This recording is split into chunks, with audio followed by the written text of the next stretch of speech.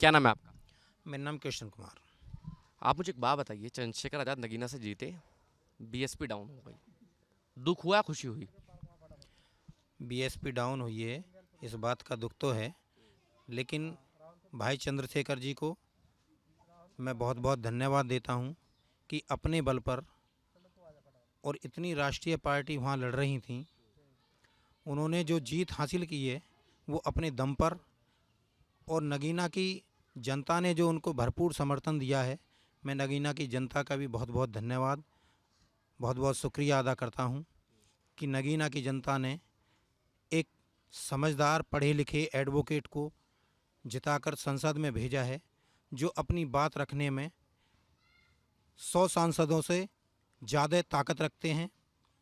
और आज वो हमारी बात को संसद में हर मुद्दे को उठा रहे हैं, चाहे वो पुलिस डिपार्टमेंट के ऊपर बात हो, चाहे वो दलित पिछले आदिवासी शोषणों के ऊपर मुद्दा हो, चाहे वो विकास का, अभी उन्होंने बाढ़ प्रभावित क्षेत्र का नाम लिया था वहाँ संसद के लिए, संसद में उसका मुद्दा हो, चाहे वो कांवड़ यात्रा का मुद्दा हो, उन्होंने कई मुद्दे ऐसे सांसद के अंदर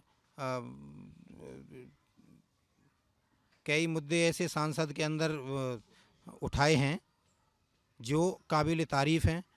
और भाई चंद्रशेखर जी को मैं बहुत बहुत धन्यवाद देता हूं। अब कुछ लोग ये कह रहे हैं कि बहन जी डाउन हुई है, उसमें चंद्रशेखर आज़ाद का बड़ा रोल है, आप इस बात को मानते हैं?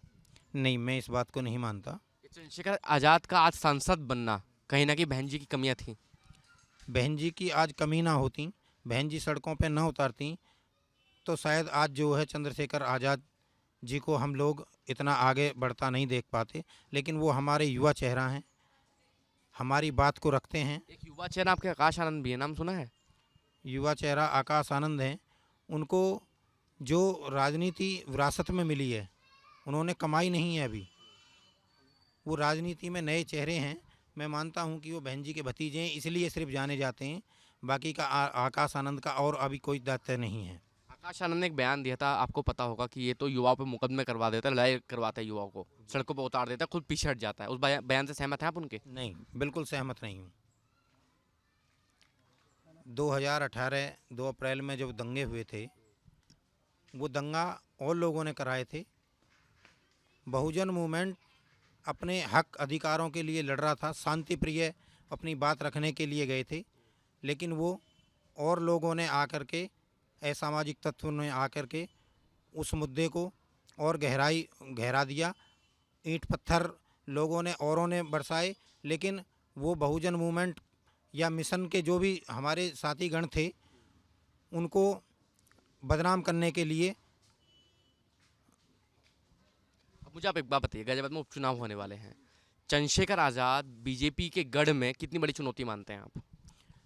मैं तो इस टाइम बहुत बड़ी चुनौती मान रहा हूँ कि चंद्रशेखर आज़ाद अगर यहाँ पे तन मन धन से उतरते हैं तो हम उनका साथ देंगे, और आने वाले वक्त में ये जो उपचुनाव है उसमें ज़्यादा से ज़्यादा वोट हासिल करेंगे। अखिलेश यादव के लिए खतरा हो गए अब चंद्रशेखर आज़ाद? अखिलेश यादव जी को भी अब डर सताने लगा है कि कहीं ऐसा ना हो, चंद्रशेखर आज़ाद और अन्य पार्टियां भी, बीजेपी, बसपा, ये सब डर सता रही हैं इनको, क्योंकि चंद्रशेखर आज़ाद एक ऐसे उभरते चेहरे हैं, उभरते नेता हैं, जो हर चीज़, हर वक्त, हर समय वो अपनी बात रखते हैं, चाहे वो सांसद में हो, चाहे वो विधानसभा में हो, चाहे वो। क्या चंद्रशेखर आज़ाद को इतना सब कुछ होने के बाद भी अखिलेश यादव से इन उपचुनाव में गठबंधन करना चाहिए?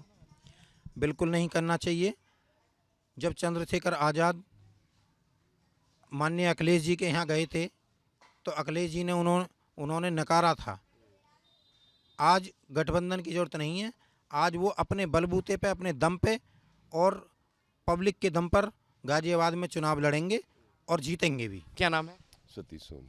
सतीश जी, मुझे आप एक बात बताइए ना, तो वादा कर दिया है कि 10 में से 8 सीटें आज हमारी पार्टी जीत रही है, क्या कहना चाहेंगे? अब इसमें मैं तो एक ही चीज़ कहना चाहूँगा, चंद्रशेखर जी ठीक चल रहे हैं, लेकिन अगर बसपा मैदान में आती है तो वोट डिवाइड हो जाएगा।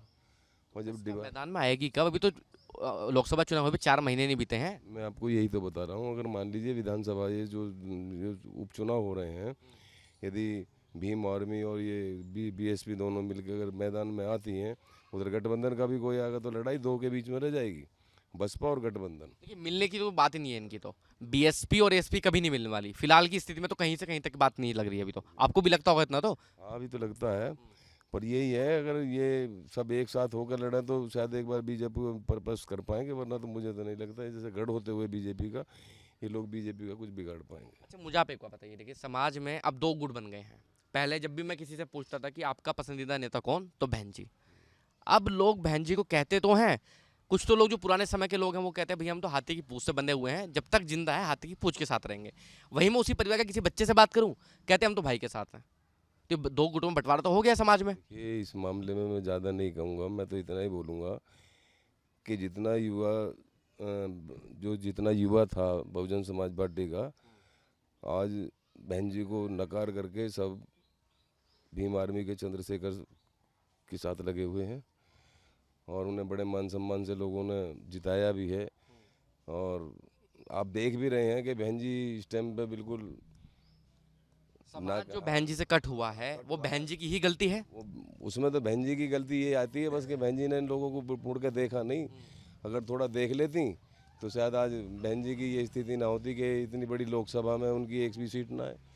ये तो स्वयं अपने लोगों ने देखा 4 बार के मुख्यमंत्री हैं।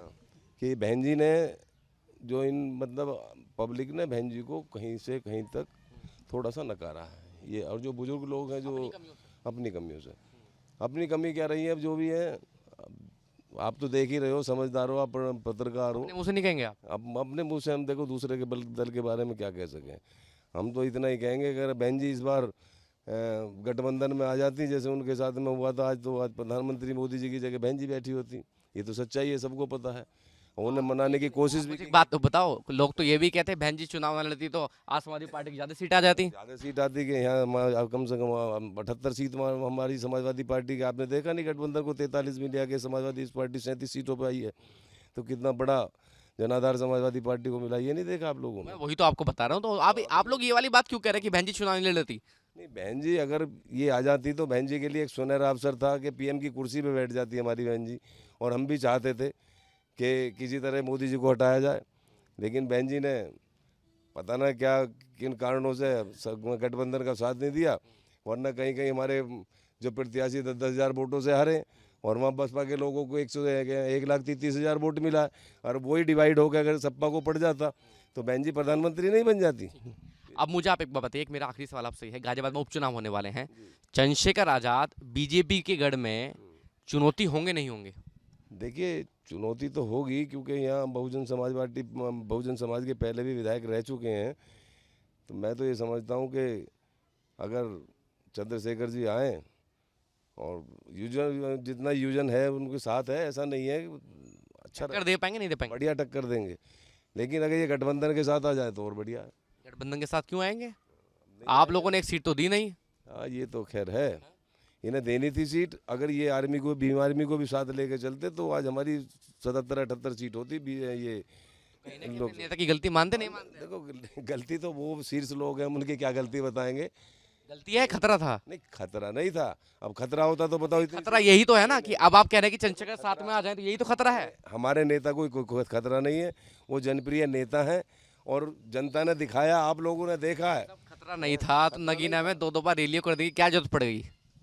अब ये है कि वहाँ चंद्रशेखर जी थे, चंद्रशेखर जी एक वर्चस्व अपना रखते हैं, इसीलिए जनता ने उनसे मजबूत आदमी था नहीं तो जिता दिया उन्हें। चंद्रशेखर जी मजबूत आदमी है, राष्ट्रीय अध्यक्ष हैं, तो उन्हें पब्लिक को जिताना कोई बड़ी बात थोड़ी थी, जिता दिया। लेकिन अखिलेश यादव के 2 बार रैली करने के बाद भी। अब देखिए मेरी बात सुनिए, कहीं ना कहीं अखिलेश में और हमारे भाई ये तुम्हारे रावण जी जो हैं, इनमें कहीं ना कहीं थोड़ा प्रेम अंदर तो है, हमें तो नहीं दिखाते। तो मेरे ख्याल से प्रेम खत्म हो गया। नहीं अब नहीं, क्या प्रेम रहा होगा। प्रेम नहीं खत्म होता है कभी। आप मेरे पास बैठे हैं, आप मुझे 4 दिन बाद कहीं अगर वो मिल जाएंगे, क्या दुआ सलाम नहीं होगी? दुआ सलाम तो वो दिखाने के लिए है ना वो तो। लेकिन आप मुझे एक बात, अच्छा मुझे एक बात बताइए, कहीं ना कहीं प्रेम है, कहीं ना कहीं ये जो अध्यक्ष जी हैं भीम आर्मी के, इनसे प्रेम है अखिलेश जी को। आप नेता वाली बात करने लगे, अब आपको चंद्रशेखर आजाद की जरूरत है तो अब आपको प्रेम होगा ही। देखो प्रेम तो है, भाई हैं हमारे अपने, मतलब इलाके के हैं, ऐसा नहीं है कि बाहर के हो, तो हमें भी प्रेम है उनसे। और नए लड़के हैं, हम तो कहें भगवान उन्हें उभारे, अच्छे बने हुए, पर अभी थोड़ा समय लगेगा। अखिलेश यादव की पार्टी को टक्कर दे पाएंगे गाजियाबाद में? नहीं, अभी उन्हें टक्कर नहीं दे पाएंगे, क्योंकि वो तो गठबंधन से लड़ेंगे तो उनकी मुश्किल है, क्योंकि बीजेपी का गढ़ है। और अभी हमारे चंद्रशेखर जी थोड़ा सा नए हैं, अभी मैदान में अभी टक्कर नहीं दे पाएंगे। अभी नहीं दे पाएंगे।